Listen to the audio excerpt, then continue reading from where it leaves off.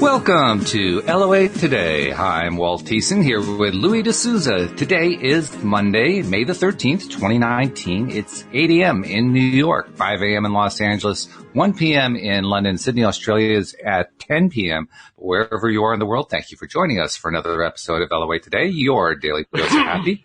And we're happy that we are exploring once again the book Illusions by Richard Bach. Came out in the mid-1970s and was pretty much a pre-LOA era rendition of how all this deliberate creation, conscious creation stuff really works. I remember reading it for the first time right after it came out, being blown away by it, finding out that none of my friends had ever read it, and all of them thought it was crazy, but all I thought to myself was, wow, this is a great book. And it's fun, Louis, to actually have gotten to the point where I can be talking about it with you, because you also are a fan of it. It's like this, it's almost like coming out of the closet. You know? Like, yes, I admit it. I am a closet Illusions fan, along with about 60 million other people. Not so closet then. I guess not, no, but still, it's a wonderful book. The simplicity of it is just truly remarkable. And I, as we're reading it, especially the section we're going to be talking about today, chapter 6, it really starts to hone in on basic concepts that we now talk about in LOA circles regularly. How creation works, what we think about manifests and so forth. And to think he was writing all this stuff before the LOA movement came along. I mean, there are other authors who have written stuff. I mean, Wallace Wattles, whose book inspired Rhonda Byrne to create The Secret, or Napoleon Hill, who in his very indirect way wrote about this kind of stuff, and a number of other people have written about it too. But I think Richard was kind of like more on point than some of the others were. I mean, do you get that sense? Far more on point than anybody.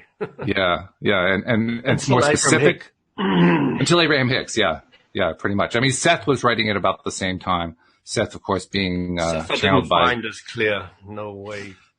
Well, that's because there's one really great thing about Abraham and Richard, but Abraham especially compared to Seth, and that is Abraham doesn't want to throw all of the information at us. They just throw enough at us to help us understand the basics of what's going on. Seth wants you to have an advanced physics degree and a calculus degree in order to understand what the heck he's talking about. So his ability to figure out how to present this to humans probably was a little bit off, but that's okay. I mean, there was good information in there. Seth has great information. It would probably be good for scientifically minded people, you know. Probably, although I suspect they'd also be the more resistant to it because they're the ones who would say, well, we know science doesn't work this way, so we're going to reject it, you know? Yeah, that's that point too. I mean, the detail, I got to give credit to Jane Roberts for having taken tremendous amounts of detail from Seth and putting it down in the books. But boy, oh boy, it's hard it's like trying to read calculus when you have an algebra education. Not easy to do. Not easy at all. Yeah. But anyway, chapter 6. Let's see. Chapter 5. Where were we? Let's see. Do you remember what happened with chapter 5? I'm trying to remember what the specific plot line was. That was where we left Donald in the field. Actually, Richard left Donald in the field with a crowd around him because he had just helped a man from a wheelchair get up from his wheelchair by saying, well, come on, get up. Let's go. We're going to go flying. Yeah. And the guy says, what did you do to me? What did you do to me? Not realizing, of course, he did it to himself. Jump in the plane. We're flying. That's right. Yes. That'll be $3 cash, please. Yeah.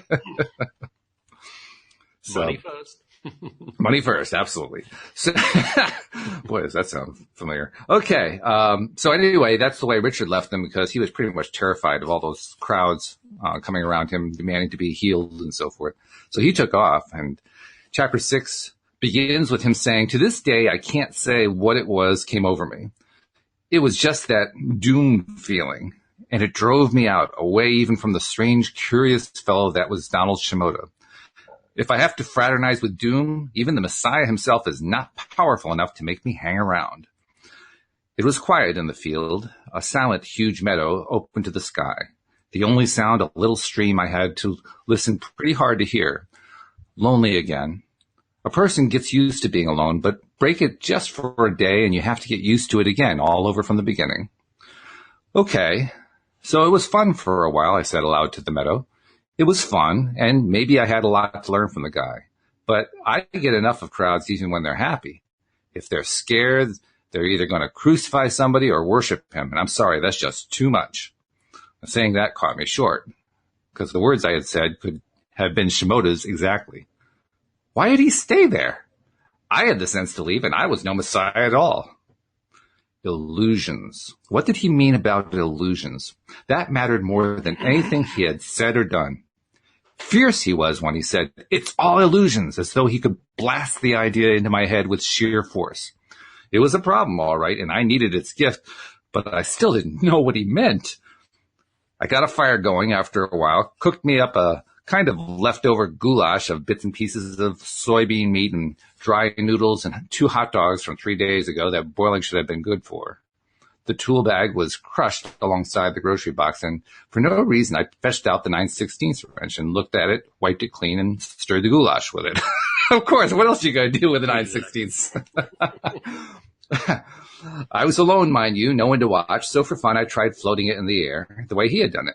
If I tossed it right straight up and blinked my eyes when it stopped going up and started coming down, I got a half-second feeling that it was floating. But then it thunked back down on the grass or on my knee, and the effect was shattered fast. But this very same wrench, how did he do it? If that's all illusion, Mr. Shimoda, then what is it that is real? Good question. And if this life is illusion, why do we live it at all? I gave up at last, tossed the wrench a couple more times, and quit. And quitting was suddenly glad, all at once happy that I was where I was and knew what I knew, even though it wasn't the answer to all existence or even a few illusions. Now, when I'm alone, sometimes I sing, and I'm not going to sing, Louis, sorry. Oh, me and old paint. That's what I sang, patting the wing of the fleet in true love for the thing. Remember, there was nobody to hear. We'll wander the sky, hopping round hayfields till one of us gives in.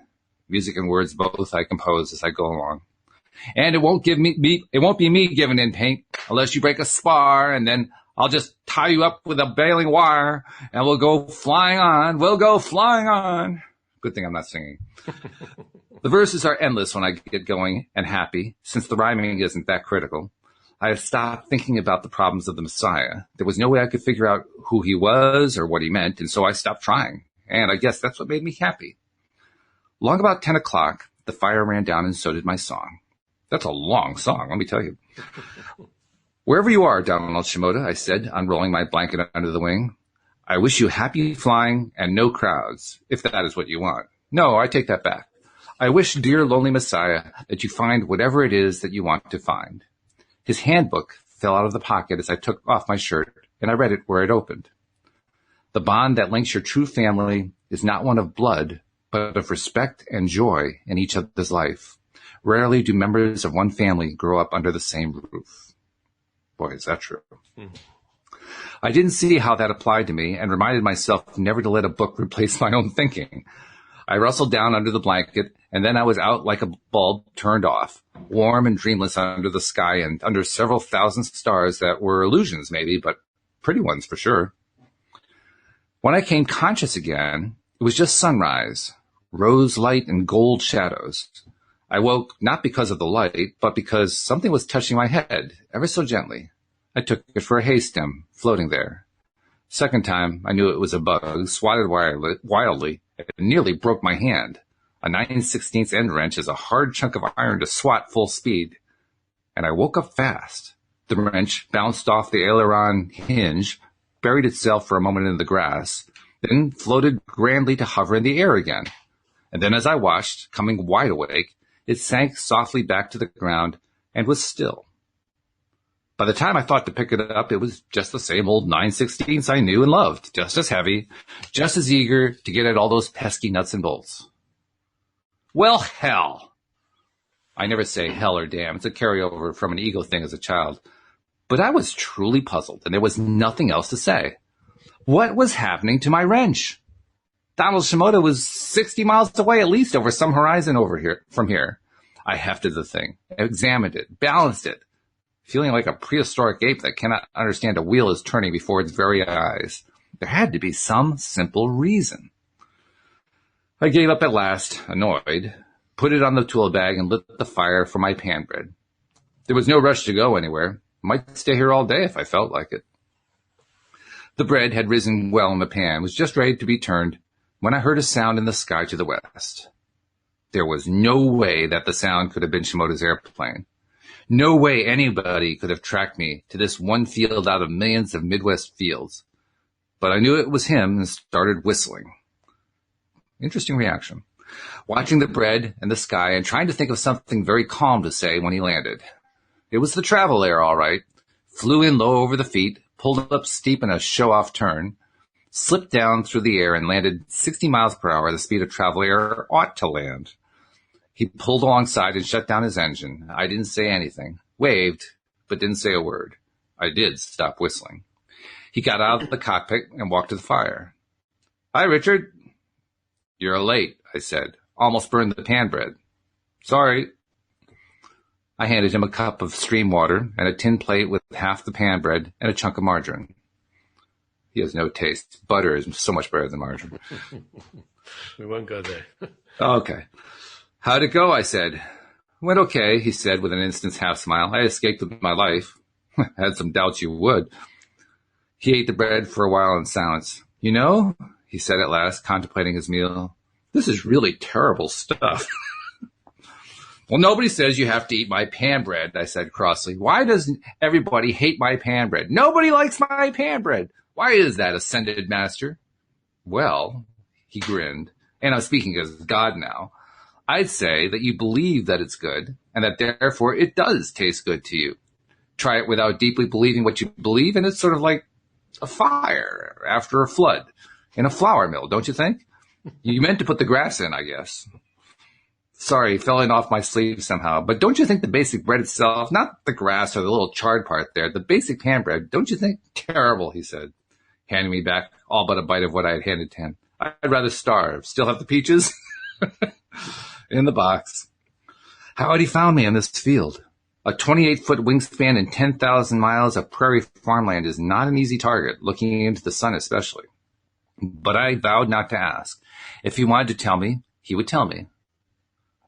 Okay, how did you find me? I said. I could have landed anywhere. His willpower was a little bit lame here. He had opened the peach can and was eating peaches with a knife. Not an easy trick. Like attracts like, he muttered, missing a peach slice. Oh? Cosmic law. Oh.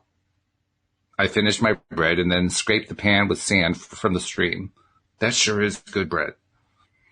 Do you mind explaining? How is it that I am like your esteemed self, or did by like you mean the airplanes are alike, sort of? Well, we miracle workers got to stick together, he said. The sentence was both kind and horrifying the way he said it. Don? Referring to your last comment, perhaps you'd like to tell me what you had in mind, we miracle workers? Well, from the position of the 9/16 on the tool bag, I'd say you were running the old levitate the end wrench trick this morning. Tell me if I'm wrong. It wasn't running anything. I woke up and the thing woke me up by itself. Oh, by itself. He was laughing at me. Yes, by itself. Your understanding of your miracle working, Richard, is as thorough as your understanding of bread baking. I didn't reply to that, just eased myself down on my bedroll and was quiet as could be. If he had something to say, he could say it in his own good time. Some of us start learning these things subconsciously. Our waking mind won't accept it, so we do our miracles in our sleep. He watched the sky and the first clouds of the day. Don't be impatient, Richard. We're all on the way to learning more. It will come to you a little faster now, and you'll be a wise old spiritual maestro before you know it. What do you mean before I know it? I don't want to know it. I don't want to know anything. Yes, you don't want to know anything. Well, I want to know why the world is and what it is and why I live here and where I'm going next. I want to know that. How to fly without an airplane if I had a wish. Sorry? Sorry what? Doesn't work that way. If you learn what this world is, how it works, you'll automatically start getting miracles, or what will be called miracles. But, of course, nothing is miraculous. Learn what the magician knows, and it's not magic anymore. He looked away from the sky. You're like everyone else. You already know this stuff. You're just not aware that you know it yet. I don't recall, I said. I don't recall you're asking me whether I want to learn this thing, whatever it is, that has brought you crowds and misery all your life. Seems to have slipped my mind. As soon as I said the words, I knew he was going to say I'd remember later and that he'd be right. Don't you just hate it when your friends are right? Annoying. Annoying, very annoying.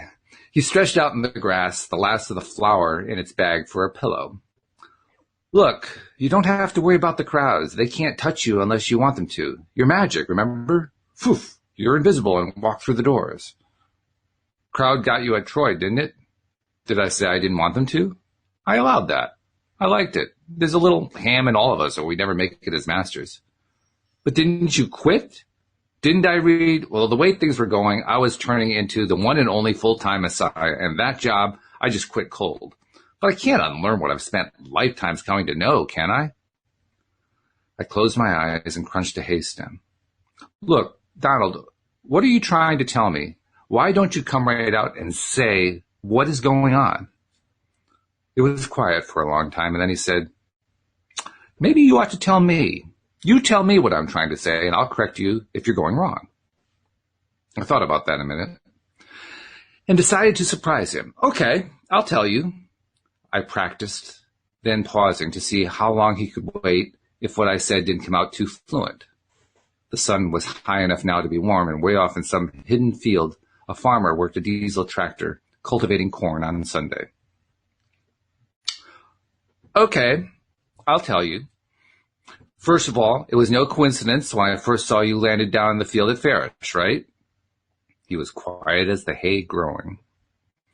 And second of all, you and I have some kind of mystical agreement, which apparently I have forgotten and you haven't. Only a soft wind blowing and the distant tractor sound wafting back and forth with it. There was part of me listening that didn't think what I said was fiction. I was making up a true story. I'm going to say that we met, 3,000 or 4,000 years ago, give or take a day. We like the same kind of adventures. We probably hate the same sort of destroyers. Learn with about as much fun, about as fast as each other. You've got a better memory. Our meeting again is what you mean by like attracts like. That you said. I picked a new hay stem. How am I doing? For a while, I thought it was going to be a long haul, he said. It is going to be a long haul, but I think there's a slim outside chance that you might make it this time. Keep talking. That's the way I feel when I do a podcast, by the way. All right, well, for another thing, I don't have to keep talking because you already know what things people know. But if I didn't say these things, you wouldn't know what I think that I know. And without that, I can't learn any of the things I want to learn. I put down my hay stem. What's in it for you, Don? Why do you bother with people like me? Whenever somebody is advanced as you are, he gets all of these miracle powers as byproducts. You don't need me. You don't need anything at all from this world. I turned my head and looked at him. His eyes were closed. You mean like gas in the travel air, he said. Right, I said. So all there is left in the world is boredom. There are no adventures when you know that you can't be troubled by anything on this earth. Your only problem is that you don't have any problems. That, I thought, was a terrific piece of talking. You missed there, he said. Tell me why I quit my job. Do you know why I quit the Messiah job? Crowds, you said. Everybody wanting you to do their miracles for them. Yeah, not the first, the second. Crowdophobia is your cross, not mine. It's not crowds that wear me. It's the kind of crowd that doesn't care at all about what I came to say.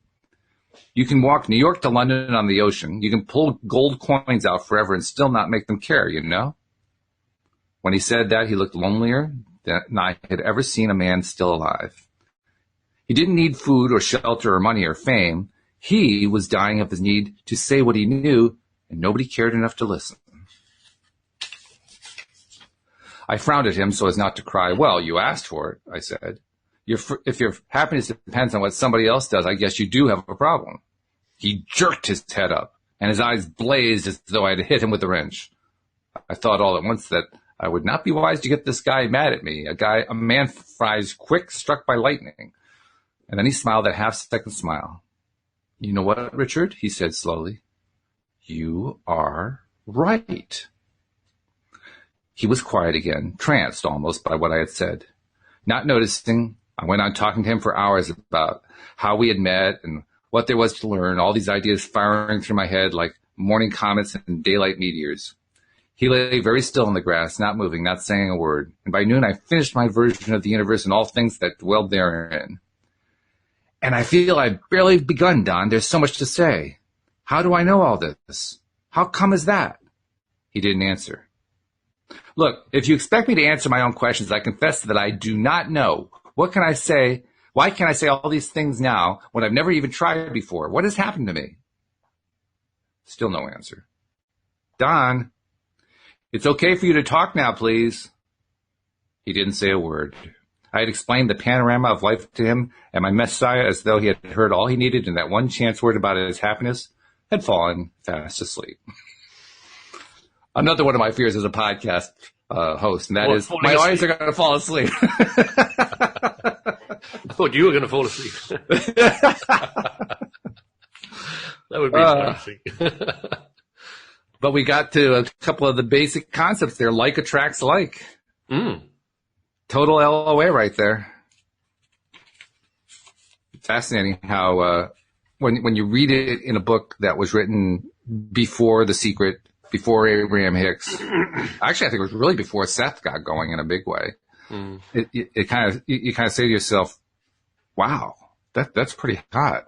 I mean, that's a phrase we use today. There are a lot of phrases that were written by past authors that we don't use. That one we use, like attracts like. Yeah. Argue for your limitations and know yours. There's quite a few that we use from this book. Yeah. Absolutely. Yeah. So, anything particular grab your attention from that chapter besides like attracts like? Yeah, he was talking about doing things in your dreams before you do them in the physical. Yeah. And yeah, there's many things I've done in my dreams which I haven't managed to do physically yet.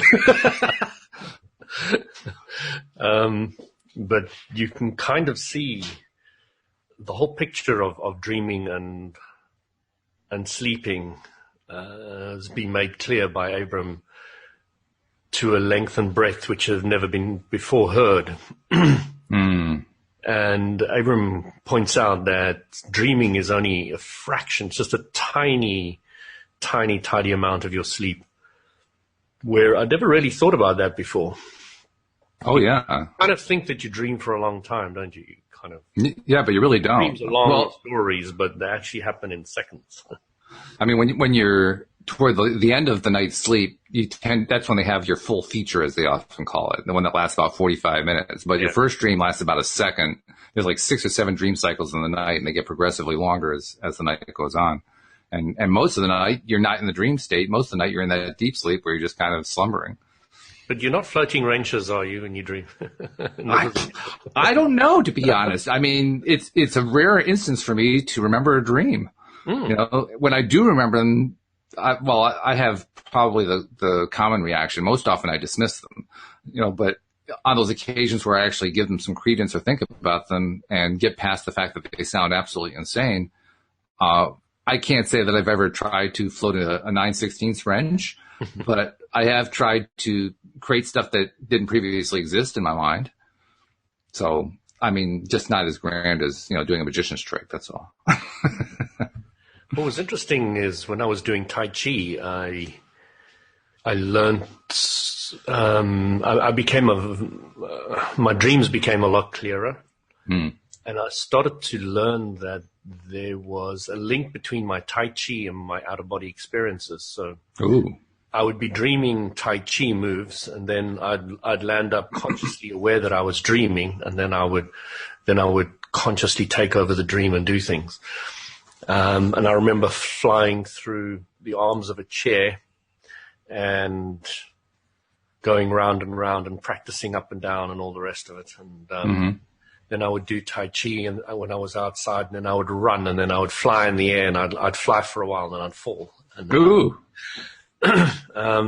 that was kind of one of the beginning stages of my out-of-body experiences, is going from the dream state to the out-of-body state. So you took the 9/16 trick and applied it to yourself, to your body. What's the 9/16 trick? That's the one where you float the end wrench. Oh. Yeah, I don't know much about wrenches. So I didn't memorize that. Yeah, so it's interesting because there are many times where we will face fears in our dreams, which we'll not necessarily want to do in the physical. And I found that I've dealt with problems in the dream state quite often that have actually solved problems in the physical so that I haven't actually had to manifest them physically. It's kind of like clearing up the vibration in the dream state so that the active vibration doesn't manifest in the physical, which, believe me, with some accidents and some other things, it's much better to do it in the dream state than so yeah, it's really quite interesting that he was pointing that out, that you can do quite a few things when in the dream state when you don't have the mind with its old programming kicking in all the time, because that's what Abrams says about sleep state, is that you pause the mind. Mm-hmm. So your negative thinking is stopped, which equals meditation. So that's why we regenerate when we're sleeping, is because we don't have any negative thoughts. Now, we could regenerate while we're wide awake if we only had positive thoughts. Interesting thing there. It just occurred to me as you were describing that. You talked about how we quiet the mind. The mind basically goes quiet, but we're thinking these thoughts. So which thoughts? You're talking about dreams now? In the dream state, right. Yeah, but in the dream state, it's only for a very short period of time. The rest of the time, the brain is paused. Oh, okay. So you're acknowledging that there is brain activity during the actual dream time. It's just the rest of it. Okay. Yeah. All right. Yeah, because I was trying to kind of piece together. How do you have I had the same stumbling block when I was looking at it initially. Oh, okay. Then it was kind of made clear that, yeah, the dream state is such a short state. That's why I brought it up as well. Ah, okay. That dreaming is very, very short. Yeah. That makes sense. Makes sense. Yeah. Now, it also kind of addresses a point that I remember bringing up, and I'm trying to remember who had made the alternate point. Abraham makes the point that we stop attracting when we're in our sleep. Yeah. Yeah. And I can't remember who it was who said, oh, it's Neville Goddard, who says that we do some of our best attracting when we're asleep, and especially as we're going to sleep. Mm-hmm. And so I was trying to kind of resolve that apparently glaring contradiction. How could that possibly be? I think you just resolved it by pointing out that there's brain activity while we're dreaming and not the rest of the time. And that makes a lot of sense. When you study dream states and the alpha, beta, and all the rest of it, there's the REM state, which I think is the dream state. Mm-hmm. Yep. And if you look at the amount of time you spend in REM versus the beta or alpha or whatever it is, you will find that the larger portion of it by far is when the brain is more still, when it's not necessarily still from the measurement point of view, but still from an attraction point of view. Yeah. Right. Yeah. And that's an interesting thing, because what it basically means is that I almost hesitate to say this when I consider how crazy my dreams sometimes seem, but I'm doing some of my craziest attracting when I'm asleep. That's what I think they're pointing out. Yeah. Yeah. I've been flying, and I mean, if I start telling you some of my out-of-body experiences and dreams, they're just out of this world. They're not in this world at all. So, yeah. So you do all of your out-of-body travel when you're asleep? Well, if I'm talking about out-of-body, I'm not talking about sleep at all. I'm talking about either immediately going to full conscious out-of-body, or I'm talking about going from dream state to full conscious state. You cannot call the out-of-body state dream state, because it's two different states. One is a picture or a story that you remember when you wake up, and the other one is you consciously directing it. So what people often call lucid dreaming. Yeah. Okay. give me a second. I want to turn off an alarm that's just happened in the house. It's quite bothering. That's all right. While you're doing that, I'll take a moment to remind everybody about subscribing to the podcast, because when you're a subscriber, of course, you get not only this episode, but all of the episodes coming right to your smartphone every single time that we record them. So it's very simple to do. Just go to your to our homepage, I should say, at loatoday.net. Just go to that webpage, and right at the top, you will see a link appropriate for your device, whether it's an iPhone, an Android, and we've even built in stuff for Windows PC users and Mac users as well. Windows PC users, there's not actually a link there because there's not a direct way to do a click and subscribe on a PC. But whichever device you have, it just shows you what to click on and what to do in order to subscribe. Follow through, and once you're all done, it just walks you right through it. Once you're all done, then share the fact that you're subscribed and watching and listening to these videos, or to the podcast. Actually, most people just listen to the audio podcast. Share it with other people on social media. Share it with friends so that other people can know about getting their daily dose of happy. And that's how we spread the word and get more and more people getting their daily doses of happy. That's how we get smiling faces, Louis. Yeah, absolutely. I see somebody's popped on there as another video. Is that somebody, or the live one? Yeah. No, that's what we use to do the streaming one. now. Yeah, that's the streaming channel. Cool. Yeah, I had to set up a second computer at my end to do the streaming, because if using the method that I'm now using, if I were to do it with just you and me, no one would ever see me. They'd only see you. So okay. By doing it this way, it can bounce back and forth between the two of us. Okay. It gets complicated. It does. It does. I mean, when I was first presented with that problem, I said, well, how the heck do you solve that? And then it occurred to me, another computer, of course. And fortunately, I had one sitting right here, so it worked out beautifully. So I just wanted to have a look at illusions. There was something else that I wanted to talk about there. Yeah. Well, there's a lot in that chapter to draw from.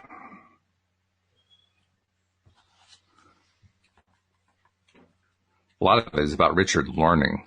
I love the way Donald says, I thought it was going to be a long haul. It is going to be a long haul, but there's a slim outside chance you're going to make it. That's the way I often feel doing these podcasts.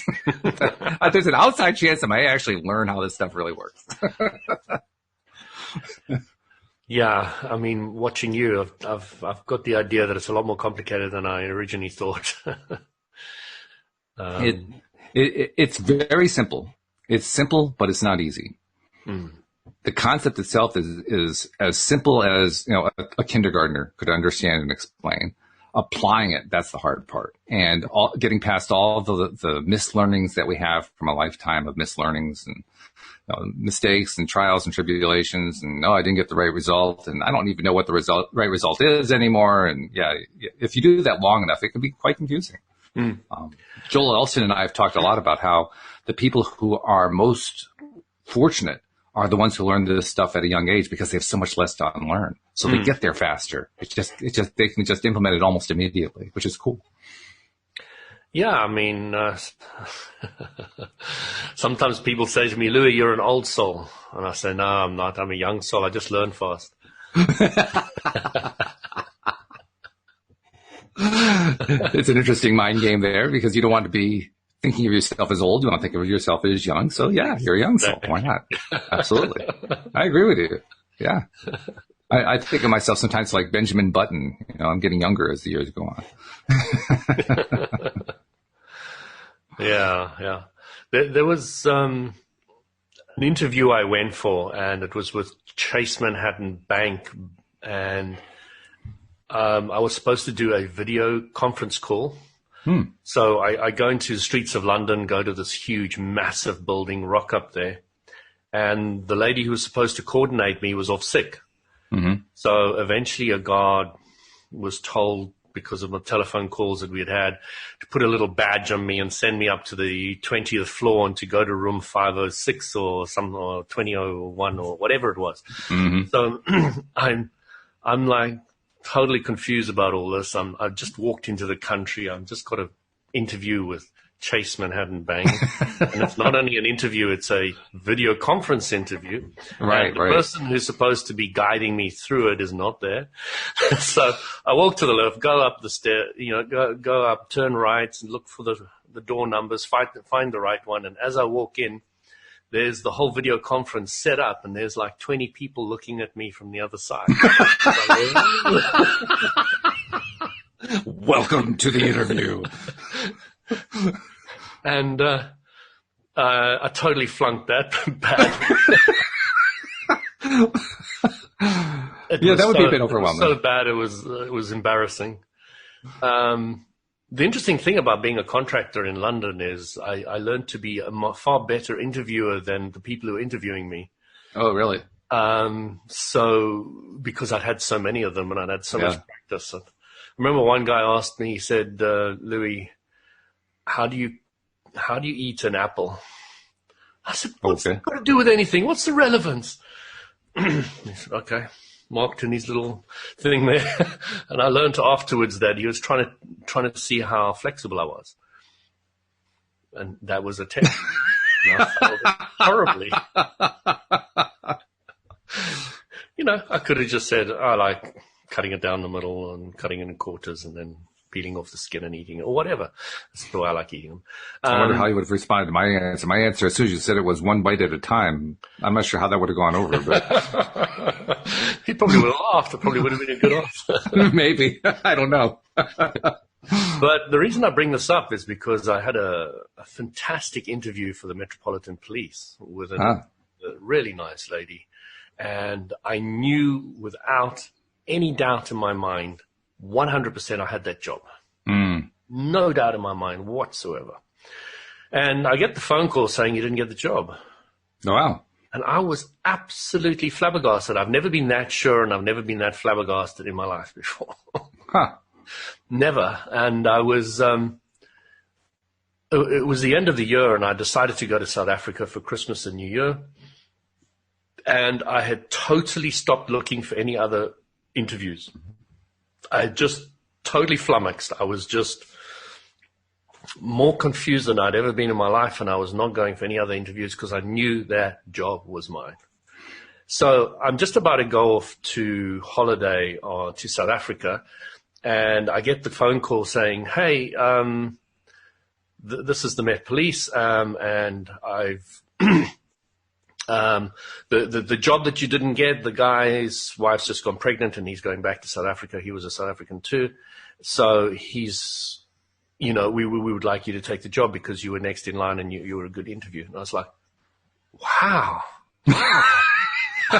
This makes sense now. This makes sense. And then the lady said, well, I want you to come on this and this date, and this was the date I flew back from South Africa after. Oh, my God. Of course. So I had a month to give my resignation for the current job. I had a month in South Africa, and I started as soon as I got back. I've often wondered, why is it that the law of attraction cuts everything so fine?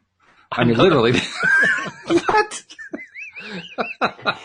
I've experienced the same thing, and for the same reason, giving up, because that's what you did. You gave up. I just totally gave up. You just threw in all the resistance. You threw it all away and said, okay, I quit. And then everything shows up. I quit. And it shows up in perfect timing. And that's it. Yeah. Bang. Yeah. I think the first time that happens, it's really disorienting. Yeah, very, very. What just happened? That was so powerful, Walt. You have no idea. Actually, I do have an idea. I had that job, the clarity that and the shock that I didn't get it, and then the clarity when I did get it, and then the timing is just blew me away. And of course, the part that we will tend to skip in our experience is the recognition of you were right, you did have it. Yeah. It just didn't happen in the sequence you had in mind, and so you thought you didn't have it. Yeah.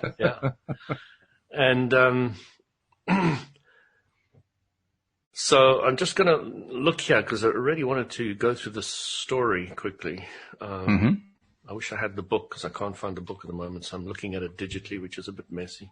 Ah, yes. Well, if there's a part you need to kind of reference, let me know. I could probably find it for you quicker, but it's definitely a fun chapter, that's for sure. What we really see is we see Richard learning. Yeah. And in Richard's learning, I think that's part of what sucks us into the book, because I felt like the learner. Yeah. I still do. You really resonate with Richard because his kind of questions are your kind of questions. Right. Exactly. It says the bond that links your family is not one of blood, one of respect and joy in each other's life. And, not really does it happen under the same family. So right. That just to me is just so, so, so true. Oh, yeah. If you're fortunate enough to have one of those individuals in your family, and you're really lucky, or two, whatever. But you find them out in life. So you start stopping to look at your family as being your family, and you start looking at those who you resonate with, as being your family. And it does, Ramdas bumped into an individual once, and he looked at this guy and he just smiled from ear to ear. He said, I know you. And the guy said, I know you too. And they'd never met before in their life. And it was just like such an appreciation and respect instantly, absolutely instantly. And of course, Ramdas, being the incredible orator he is, made such a meal out of that whole sure. meetup, which I just got goosebumps thinking about it. But he's just an orator par excellence. But it was just very, very interesting in my own life when I bumped into individuals like there was a lady who was coming to stay with us for a month, and I was so excited before she came. And we had the most amazing time. I could talk for hours about the time we had together, and then she left again. It just was so exciting, so exciting. And you could feel it. You start being able to feel before the person has arrived that something's going to happen. Mm-hmm. Your inner self knows, and Abrams talked about that many, many times, that your inner self, or even Caroline Mesa said, your dream state or your inner state was at the seminar before you came. And I remember one of the Jinshin courses I came to, and I landed up sitting right next to this girl, and this girl happened to go to the same education place as me, knew my kung fu instructor, and everything. Like, we were just sitting there, it's like same country, same place of study, same friends, and it was just, what are the chances of me sitting next to that person? Yeah, right. Yeah. Yeah, and that's what a bond phenomenal. we had as well. It was a really nice bond, and with her daughter, who was a very, very young girl who just loved sitting on my lap. And she said, well, she just doesn't like people that much at all. Just sitting there having the greatest time with me. So, it's just really, really interesting how the synchronicity works, and how that bond does link true family, and is not one necessarily of blood. Yeah, no doubt about that. Yeah. One of the things I learned too, and this is kind of the flip side of it, the quote you mentioned, of course, comes from the Messiah's Handbook, which is the book that Richard carries that Donald gave him. And in that quote, it does talk about it being rare in your own blood family. But what I've also learned is that it is there in your blood family if you can look past your own prejudices about your family. Well, if you can understand that what you don't like about them is being your teacher, yes. Yeah. Yeah. That's a big part of it. Yeah. That's huge. Yeah. I'm very pleased and privileged to have reached the point in my life where I have a brother and a sister, and I was not terribly close to either one of them, certainly not to my sister. Growing up, my sister and I were at odds with each other practically from day one, and well, not from day one, from about age 5 or 6 and thereon. And it was just like this contest going on all the time. And my brother was off in Never Never Land. I mean, there's a story I told one time on the podcast about how we went to Disney World when we were quite young, and my brother got lost. Well, he wasn't lost. He was just stuck 2 exhibits back, and we didn't know it. He felt fine. He was enjoying himself and so forth, just oblivious to the fact that we were gone, That was my brother. And my sister and I were always like that kind of a thing.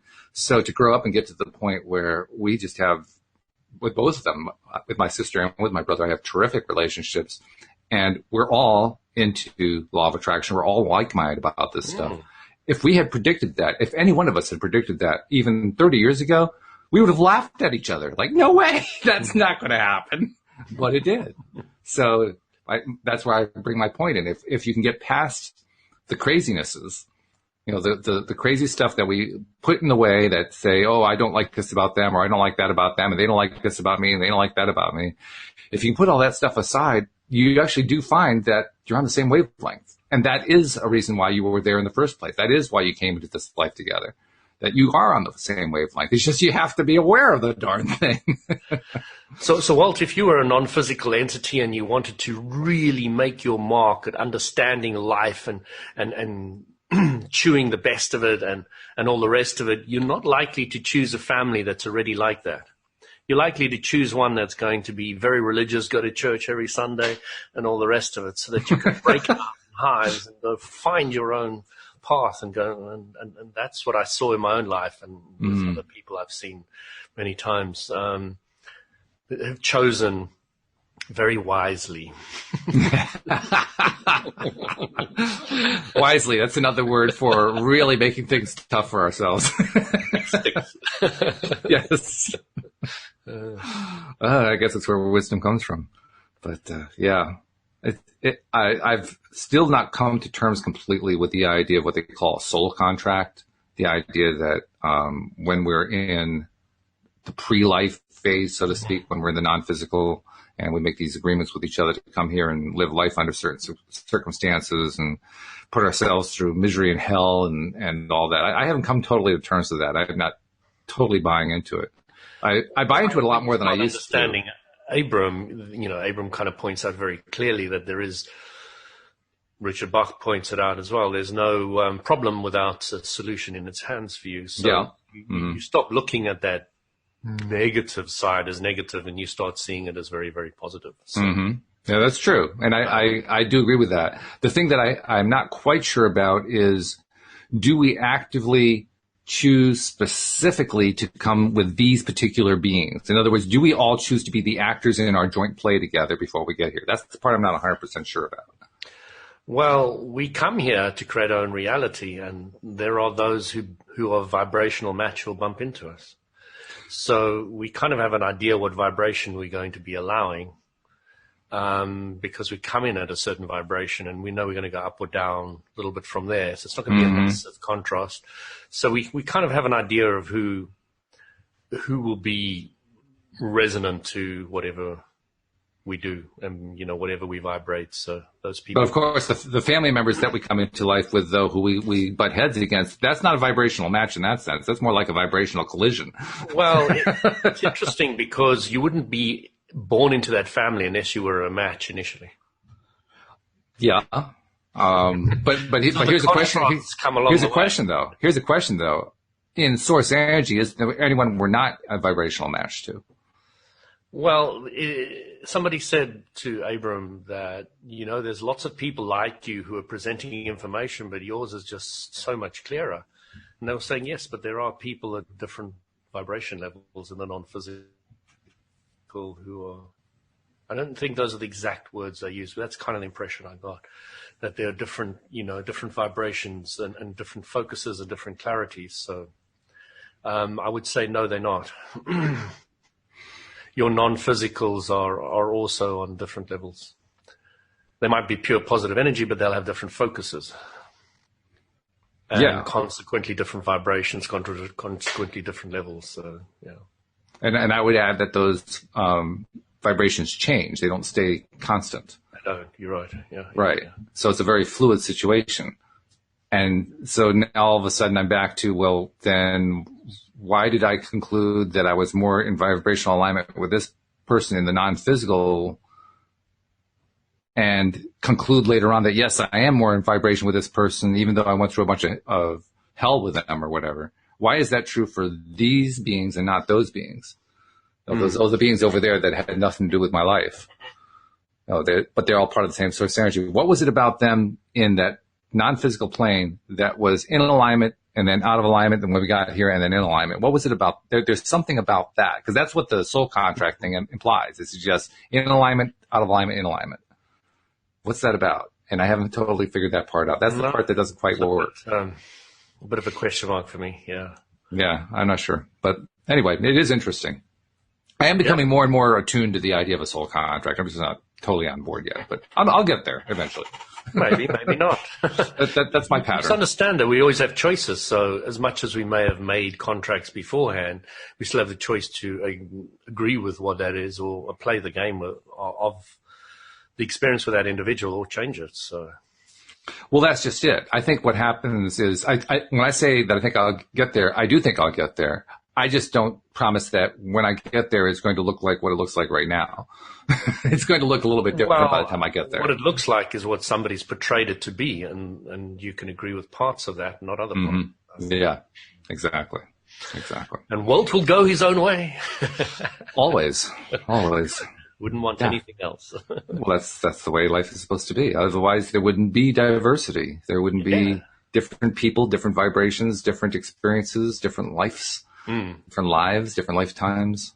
It'd be all sameness. Boy, is that a dull concept.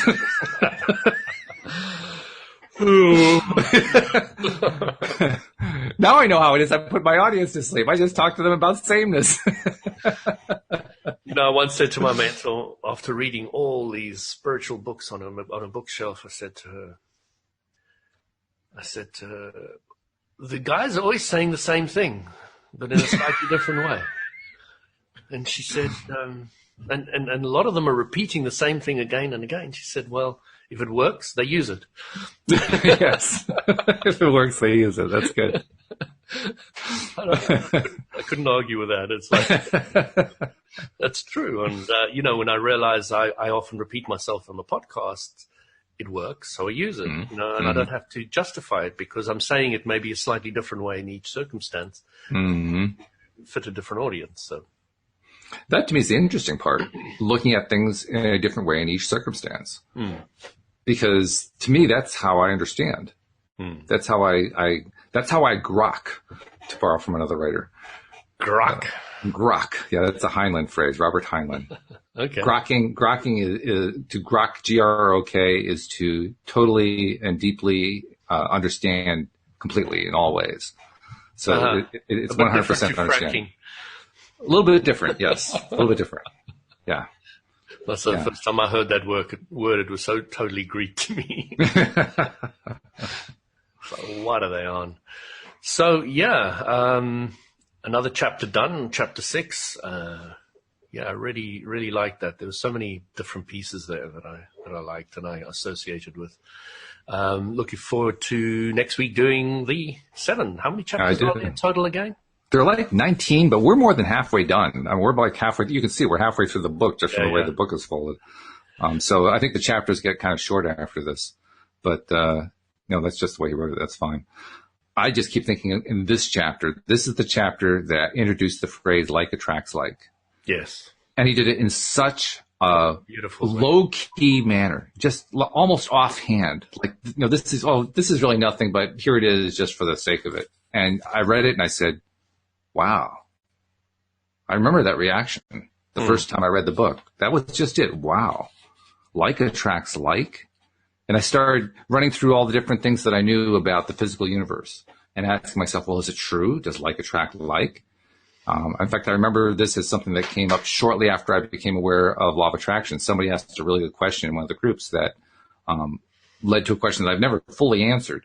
In fact, I went to hear Abraham Hicks a year ago April, and with the intention in mind of getting in the chair and asking this question. Then when I got there, I decided it really wasn't important. That was not what I needed to work on.